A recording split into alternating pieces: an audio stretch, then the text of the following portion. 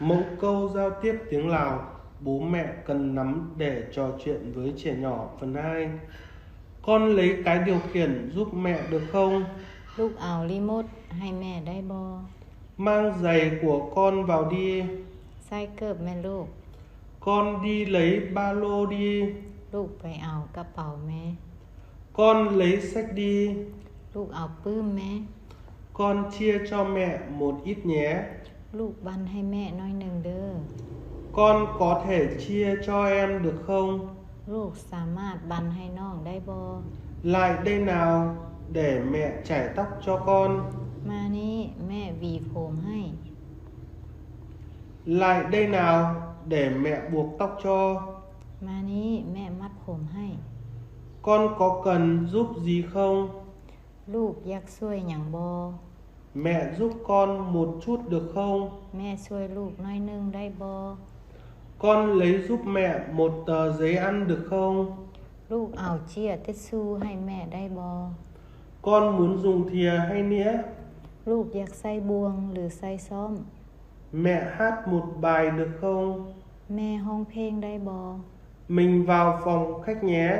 เฮาเข้าห้องรับแขกเด้อ Mình vào phòng ngủ nhé.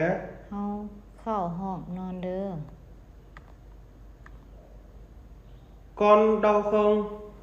ลูกเจ็บบ่ Chúng ta sẽ đi xe buýt.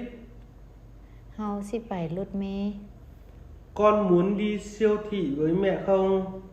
ลูกอยากไปซูเปอร์มาร์เก็ตกับแม่บ่ Cẩn thận nào con. ระวังเด้อลูก Chậm lại đi con.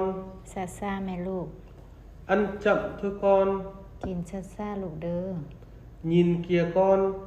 Có con vịt ở đằng kia. เบิ่งแม่ลูก มีเป็ดตัวหนึ่งอยู่นั่น Đến giờ dậy rồi.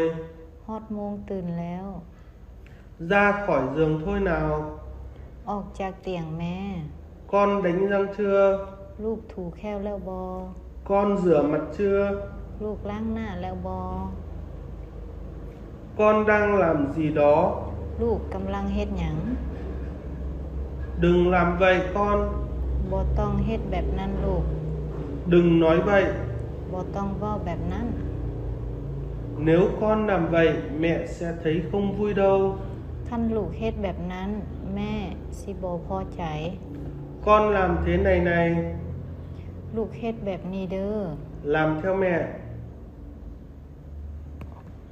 Đi theo mẹ nào. เฮ็ดตามแม่ ไปนำแม่เด้อ Mình phải đi rồi. เฮาต้องไปแล้ว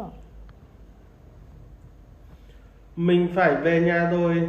เฮาต้องกลับบ้านแล้ว Được rồi, để mẹ nghĩ đã nhé. ได้แล้วให้แม่คิดก่อนเด้อ Đưa tay đây cho mẹ nào. เอามือมาให้แม่แน่ Cầm tay mẹ đi. จับมือแม่เด้อ Giữ chắc vào. จับดีๆเด้อ Con đang tìm gì vậy? ลูกกำลังสอกหยัง Lại đây với mẹ. มานี่นำแม่ Mình phải nhanh lên con. เฮาต้องไว้กว่าลูก Đừng lo, có mẹ ở đây rồi. บ่ต้องห่วง มีแม่อยู่นี่แล้ว Con ngồi vào ghế đi.